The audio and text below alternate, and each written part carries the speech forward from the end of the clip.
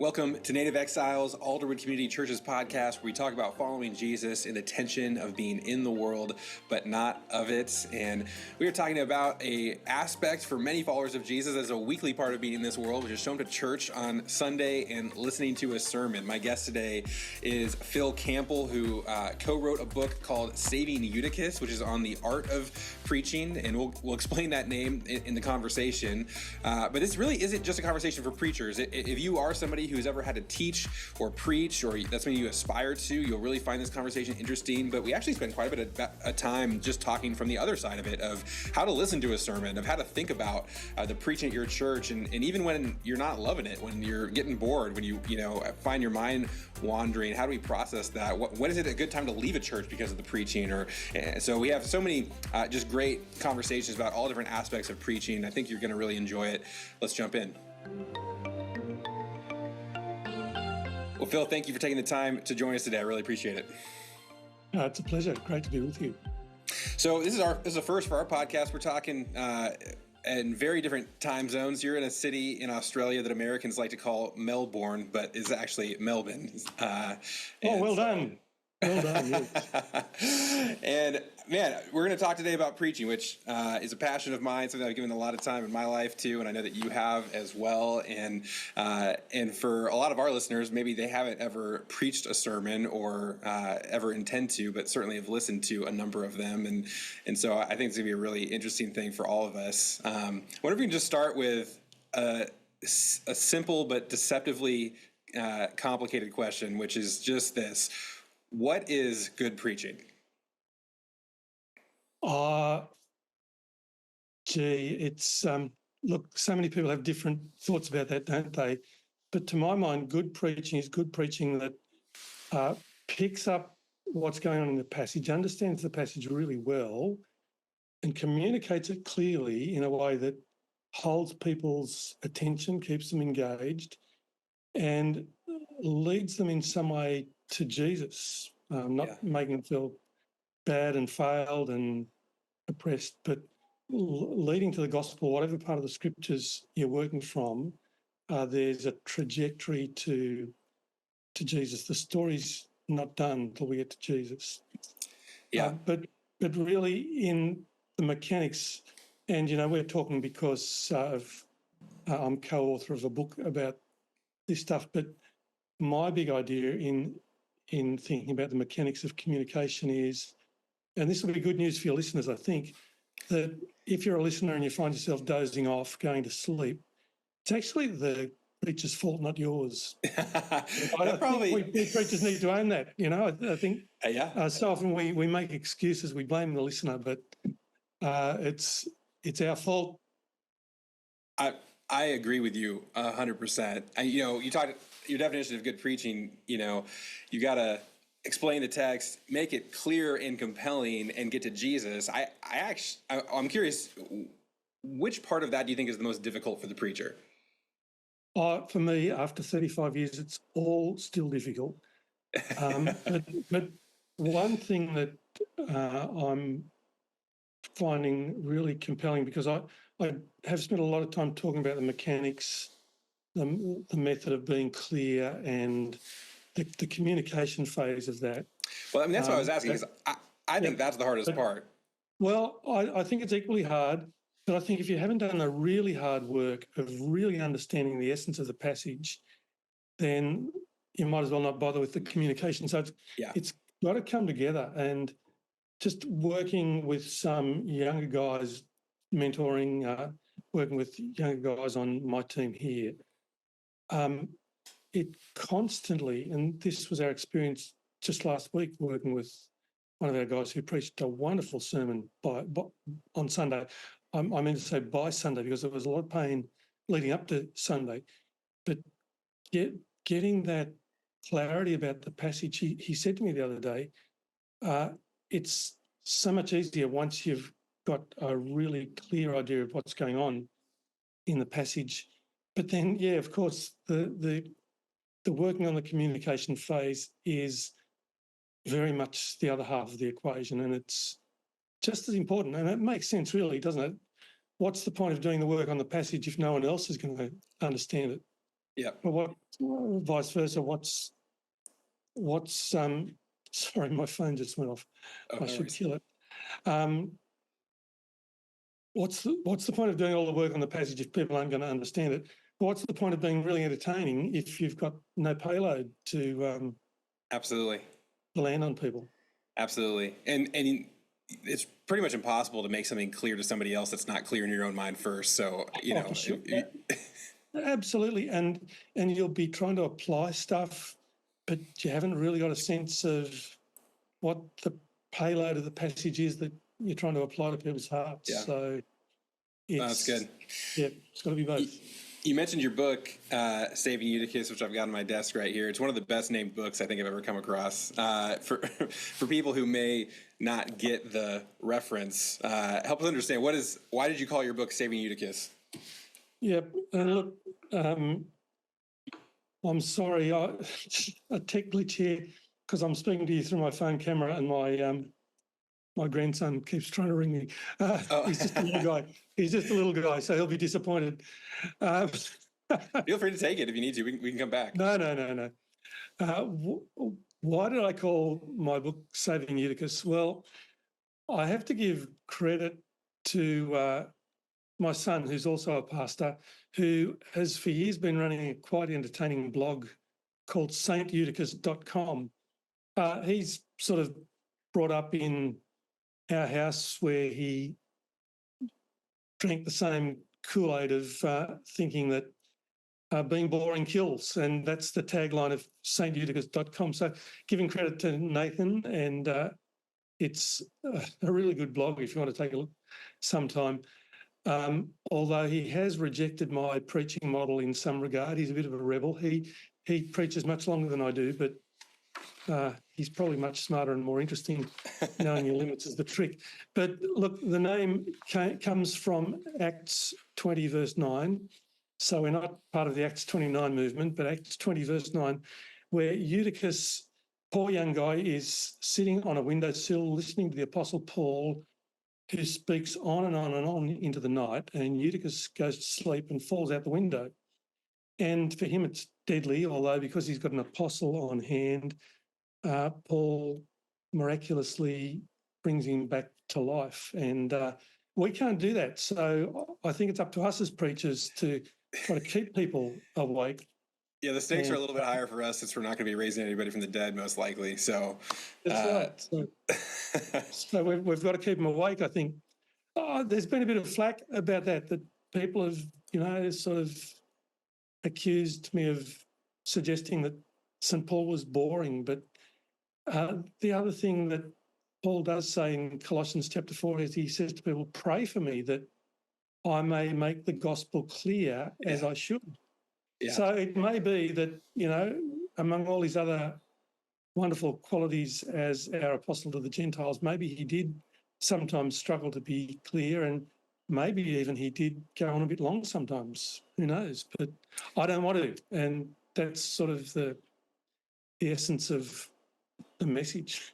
Yeah. And I guess a lot of your listeners might be saying, yeah, preach it, brother, go short. That's right. Yeah, one of the things I've always said is if people wish you went a little bit longer, that's okay. It's much better for them to wish that you went longer than that you wish that you didn't go as long as you went. So yeah. Stop just before they're sick of listening. No? Yeah.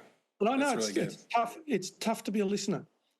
There are very few sermons that I've heard from other people where I wished they would keep going longer. There have been some, and I'd love to be counted among those.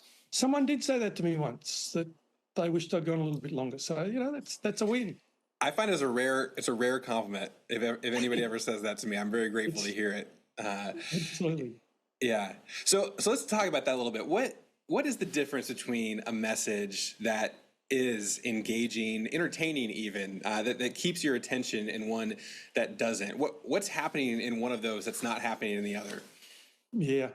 And look, I would never, I don't count myself a great preacher. I count myself as a guy who, and I say in the book, my wife is very honest.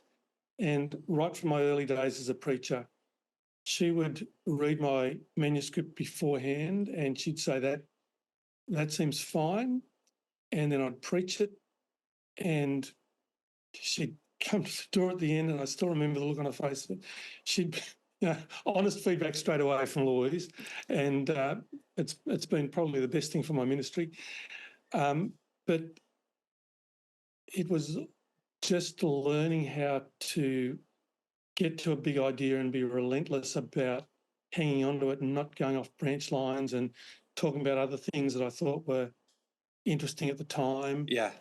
Keeping that sort of laser focus, being intentional about choosing what to say and what not to say, and then packaging it in a way that, not in my case, I don't do great jokes or not always pulling on people's heartstrings, but just having that clarity that takes people from A to B.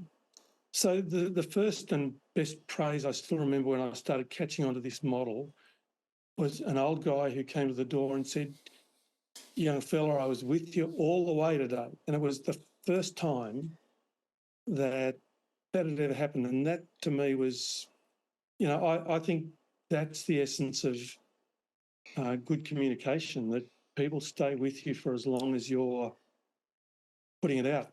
Absolutely. There are a whole lot of other elements that, I don't know if you want me to unpack at this point, that I think help with that, because I had to go on this journey mainly provoked by my honest wife, of talking to people who I perceive to be good communicators. Although there are some people who are good natural communicators, they have no idea why it works. Yeah. But I was really blessed to find some people who had done the thinking. I think that's one of the, if there's anything unique about Saving Eutychus as a book, it is those practical sections that come from really trying to figure out how communication works on the mechanical side. And that still won't be a great sermon if you haven't done the work of exegesis, as we pastors call it, and really pushing hard on the passage to work out what's going on. And again, there's an assumption here that, to me, preaching is unpacking part of the biblical text. So there are plenty of preachers who don't have that assumption. And I guess I'm not a whole lot of help for them, but there is this model, and I think it's a much more robust model of taking God's word to people, not just having a few thoughts of the week. I don't want to be disparaging about preachers like that, but this is about that, really doing the work on the text and making it zing. Yeah, absolutely. And I'm completely aligned with that. I mean, I think people, they're not coming to my church to hear my thoughts on random things. We're all coming to hear what God has to say from his word. Yeah, so absolutely. That's the starting point for all of us. I love what you're talking about with just really getting crystal clear on your big idea and being able to take out the stuff that's not going that way. And one of the things I realized early on as a preacher was I thought that the difference between, a good sermon and a bad sermon was what went into it, which it is. I mean, you have to have something good to say, but I thought that just the more good things I could put in, it would just make the sermon better and better and better. And it's actually not true. The difference between a good sermon and a bad sermon might be what you put in, but the difference between a good sermon and a great sermon is what you take out. And Absolutely. I mean, the more time I've given myself to get done on like Thursday and have multiple days to be able to trim and remove and, simplify, that's the times when I've seen, the most fruit come from preaching. Yep. And I think that's really great. And that's absolutely my routine too. Finish Thursday, I take Friday off, and then Saturday I come back and I trim. And the funny thing is, the more I trim, the better it flies. And it's like, my favourite quote from an American presidential speechwriter, and I could never find the source, but it was quite a famous quote. He was asked, how does he write such great speeches for the president? And he says, well, first I write a speech, and then I take out all the bits that ain't great. And, and it's great advice. That is good advice. Yeah.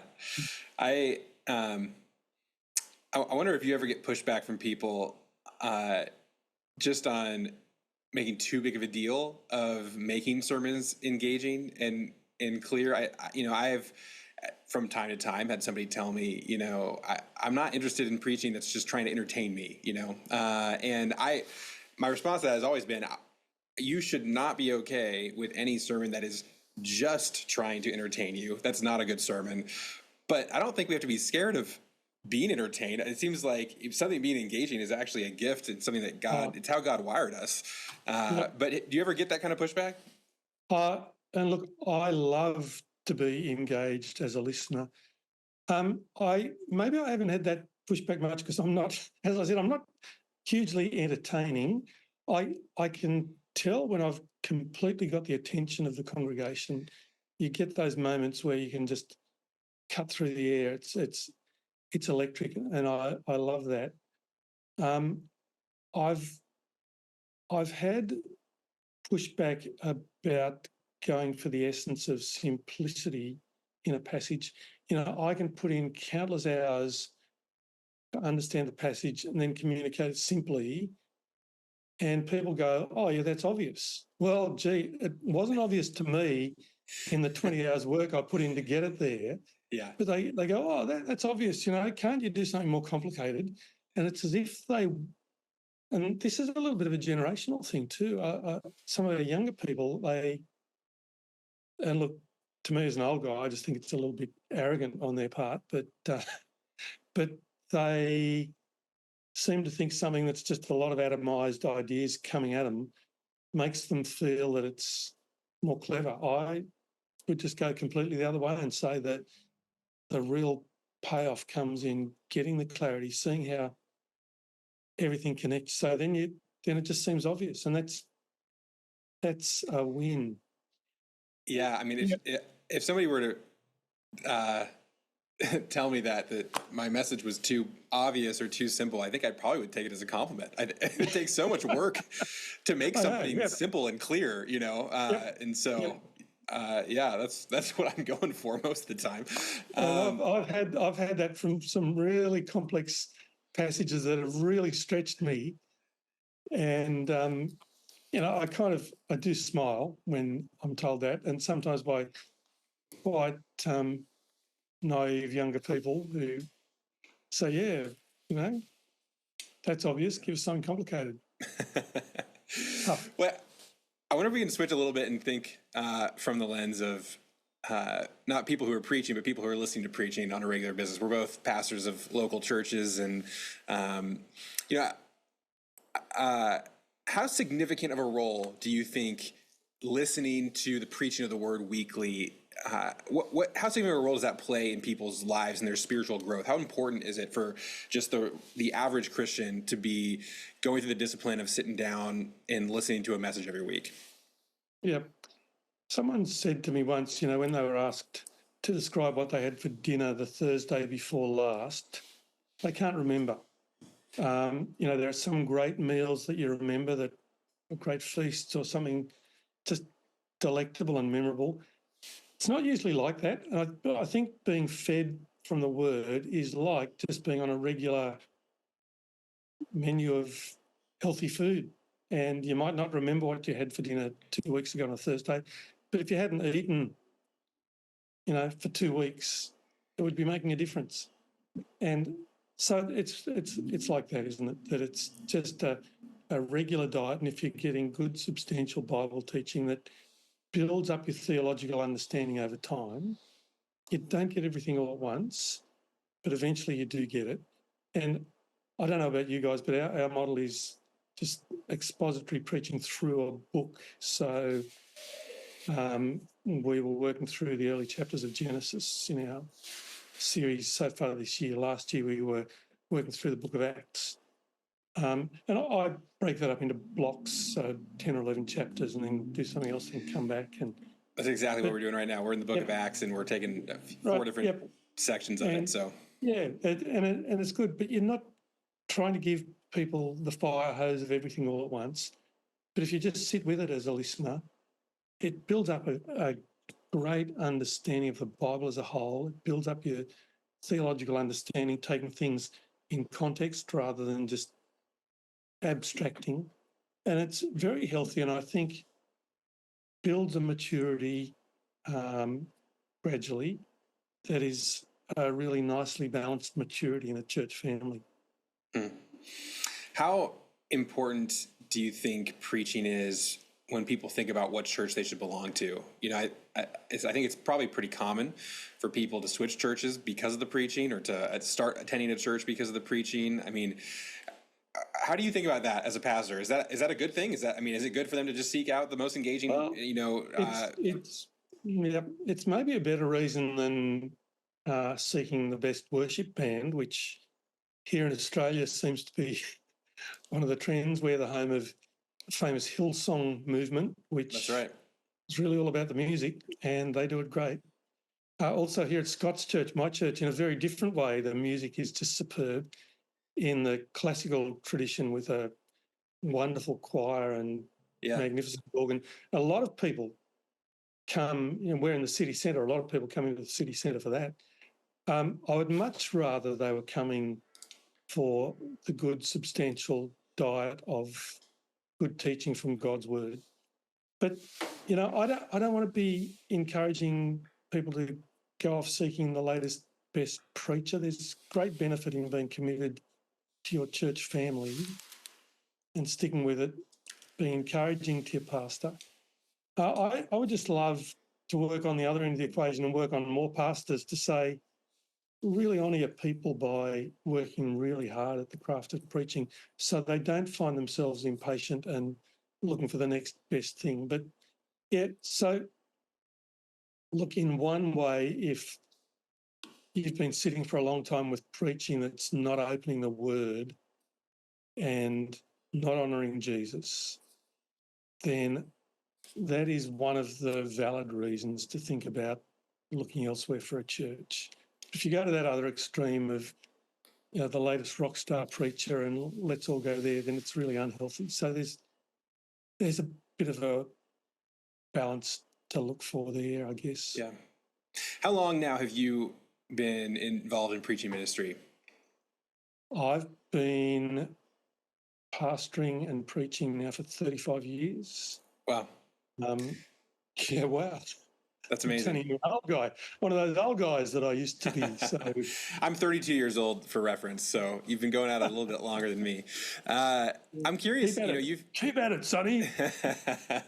You've seen some significant changes in the world in those 35 years. It's specifically in technology. I'm thinking specifically about how it's so much easier now to find great preaching, to find great Bible exposition. I know many people who are following a couple different pastors via podcast or YouTube channel. And, our church, we put all of our stuff out there as well. And so there's people who are following our ministry who have never actually even set foot on our campus. And I mean, it's a whole world of that going on. How have you seen that change the way that people engage with preaching? Have you seen people's expectations change? Have you seen just different patterns of how people are thinking about preaching? Yeah, indeed. And hasn't that been magnificent, though, through COVID? And I don't know about you guys, but here in Melbourne, we had the longest lockdowns in the world. So people just weren't able to come to church in person. So we've done a lot of work on streaming, a live stream, YouTube. And we have it's not a huge audience, but almost the same as we have in person on a Sunday. Being in church and knowing your preacher is fundamentally important and fundamentally better. And some of our older folks, even now, are still only just making the adjustment to coming back in person. But it's like they breathe a sigh of relief to be regathered. It's different. And to be able to interact with your pastor preacher and for him to know you, speaking as a preacher, it really does change the way I preach when I know people's life situations. So I'm not going to be relating to the life situations of the people I don't know who are just tuning in remotely, and all the more so if there were hypothetically thousands of them watching or listening to my podcast or whatever. there's a different level of engagement, isn't there? So nothing beats in person. Yeah. In the words of the Jack Johnson song from years ago, it's better together. And we need to keep encouraging people to think that way. They're so used to working from home now and churching from home. There's the importance of community. Having said that, there are great resources, and that really raises the bar for us, doesn't it, as preachers? Because people will just be comparing us with their favourite megastar preacher, which is a little unfair because not many of us are that great, are we? No, but I mean, it really has changed people's expectations in my perception. I mean, I think when the people they're listening to are you, because you're the pastor of their church, and then also Tim Keller and Matt Chandler and whatever.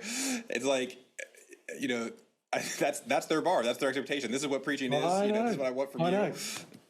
Look, in honour of Tim, I grew my hair to match his. That's great.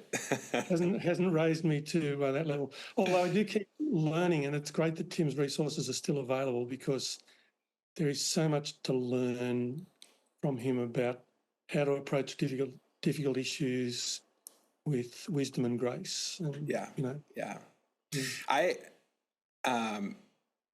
even more recently, we've been going through another kind of technological revolution with the advent of AI and ChatGPT, and I've got a theory that I want to bounce off you and see if it makes sense to you.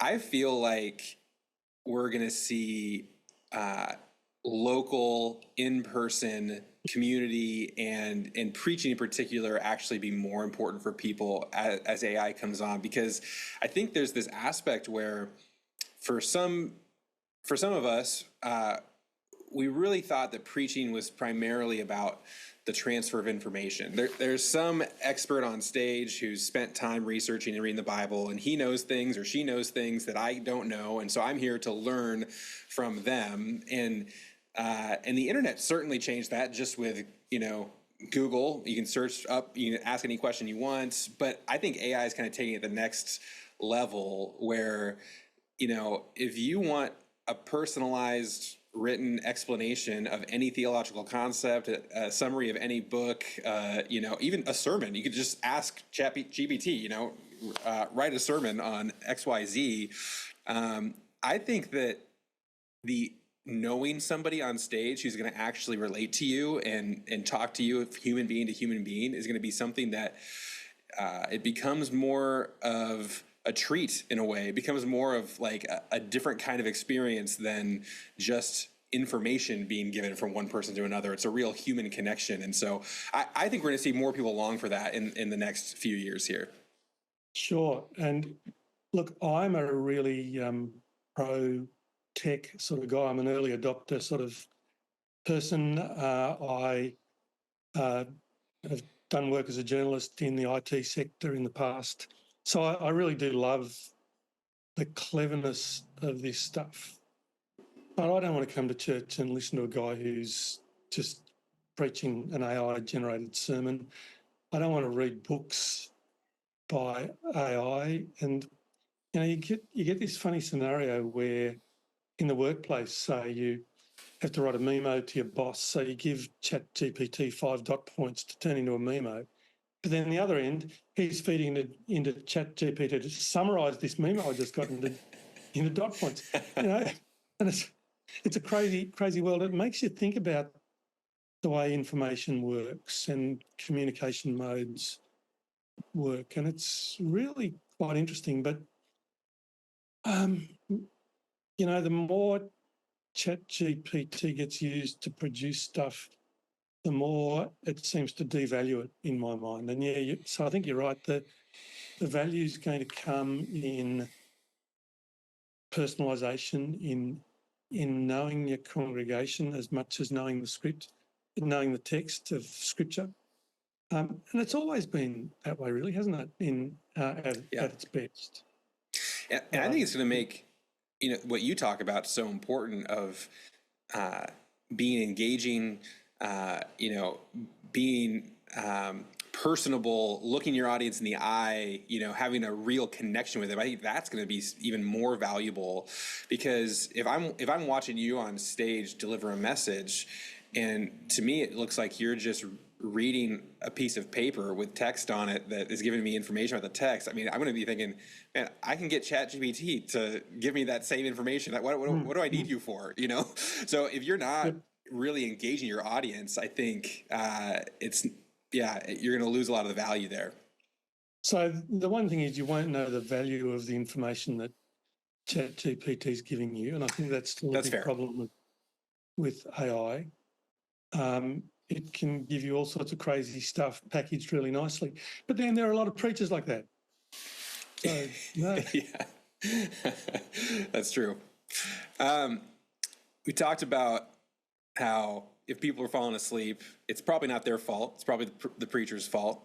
And yet I wonder if we can give a word of encouragement to people who are listening to sermons. I mean, if maybe you do kind of struggle to connect with your preacher, if you are finding your mind wandering, do you have any tips for people of just how to listen to a sermon, of even just the mindset coming into church, of what could help somebody who's in that spot and doesn't want to leave their church? They've got great community, they're serving, Yep. It's a church that's doing good things for the kingdom, the guy's not preaching heresy, he's just a little bit boring. What would you tell to that person? The perfect Christmas present. Yeah, give him your book. That's great. No, look, let's come at that another way.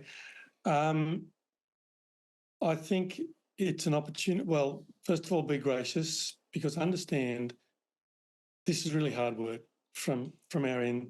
Talking as a couple of preachers now, it is really hard work, isn't it? And you can have all sorts of stuff come up in the week that gets in the way. You really need time to focus, prepare, prayerfully work through the text.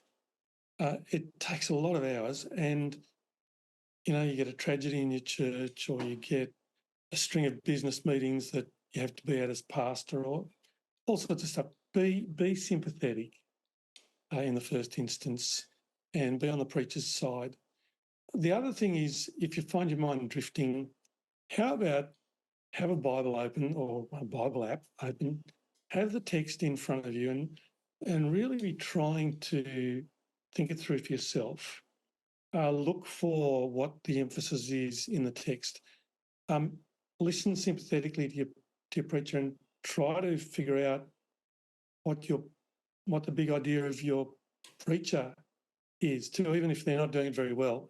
Try to listen energetically and work at catching the idea, and then engage with the preacher. If you're that kind of church, if you're small enough where you can chat over coffee afterwards, express some appreciation, pick up on some of the ideas that were there. So try to create a listener feedback loop, so your preacher's getting a sense of what's being conveyed, what's getting through, what's being understood, what's not.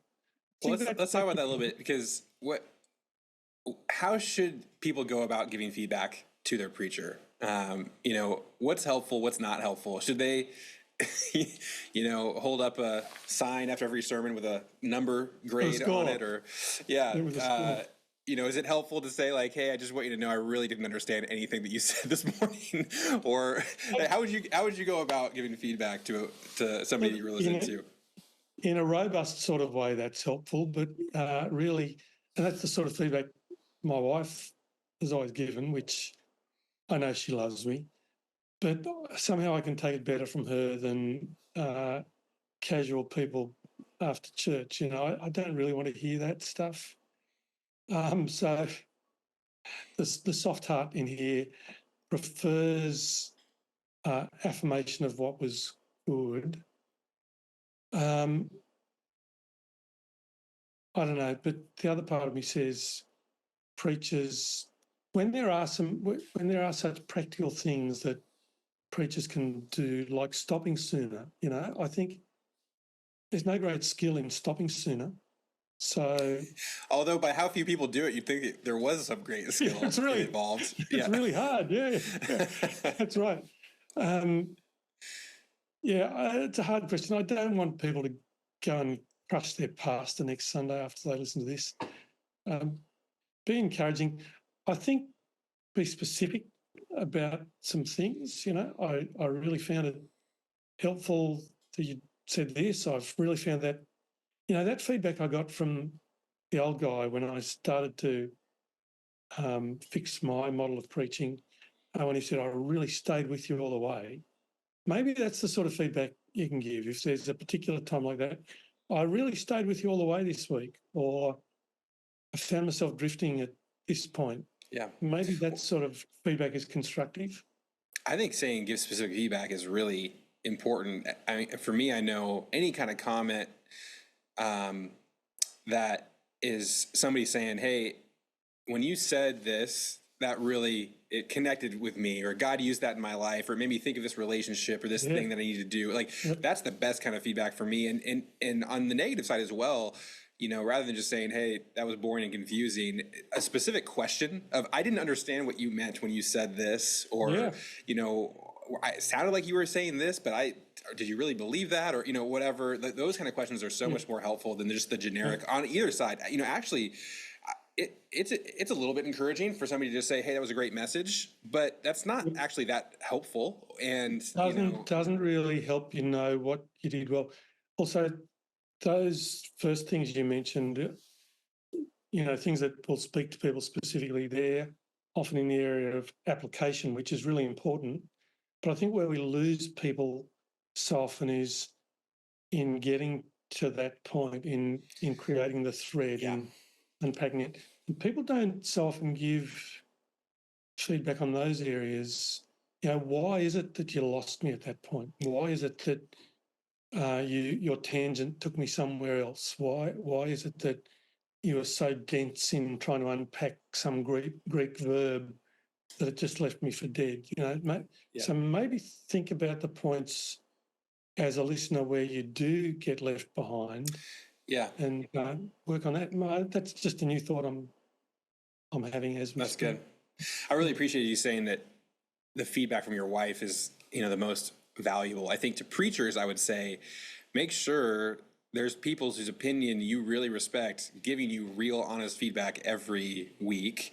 Yeah. And to people in the church, I might say, recognize that might not be you, that your pastor might, he needs feedback, and that's a huge part of his growth. But, if you're at a church of a few hundred people or more and you don't really know him and he doesn't really know you, I think you might just have to recognize that that's not your role in his life, at least yet, That's a great comment. It's a great comment. Having some trusted friends who can really speak honestly in love, that's been a great help to me. And Louise certainly has been the primary one of those. So if you've got an honest wife, that's great. Honest spouse, where you can talk it through knowing that you're loved. But there are a circle of friends who can do that. And look, the other great thing for me is in the early years of my ministry, there was a circle of us in ministry who would meet for a weekend every year and review one another's preaching. It was back in the days of cassette tapes, which are very retro, but we'd all bring a recording of a sermon, and man, oh man, that was honest feedback, I tell you. And we'd also bring a summary of a sermon series that we'd swap around, so we'd help each other with the prep of a series. Here's how I broke up Galatians, here's how I broke up Luke's Gospel, and then one sermon from that series, and we would give, as I look back, it was pretty harsh, very honest. It was unfiltered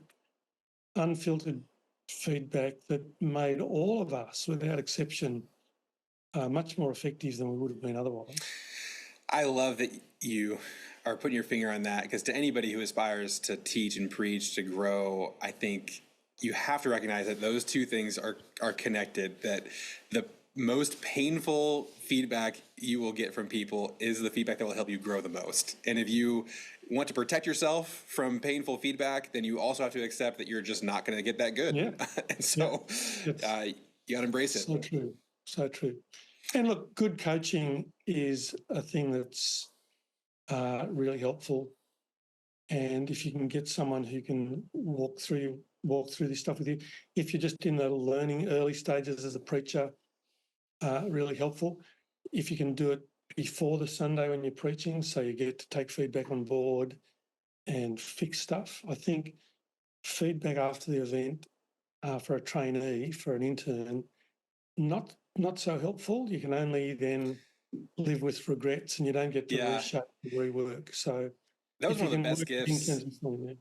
Yeah, that was one of the best gifts that COVID gave us. Is in our rhythm at our church, we started preaching the message on Thursdays to a live audience of staff, and we never went back from it. And so every Thursday at 11 a.m., whoever's preaching is preaching it, and there's a few staff members there to give feedback. But the thing that's been so great about it is you actually can use it. You actually can change your message before Sunday and make it better. And, so often I would feel like I'm getting feedback on Monday, and I'm listening to it. I'm going, that's great feedback. That's a great idea. I wish I could have done that, but it's too late. So, oh well, Well, Phil, this has been a really great conversation. I am grateful for you and your ministry, just the way that it's blessed me as a preacher, and hopefully many people who have to listen to me every week as well. And so, thanks for your time today. And just really appreciate it.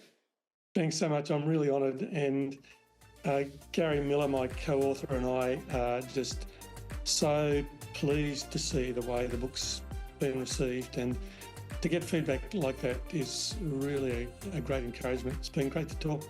Thanks a lot. Thank you. Well, that was Phil Campbell, author of Saving Eutychus, and man, I love his perspective on preaching. He's really helped me grow in a ton of different ways. If you want to dive deeper in this, we'll throw a link to his book, Saving Eutychus, on the show notes. And I hope it's a blessing to you. We'll see you next time on Native Exiles.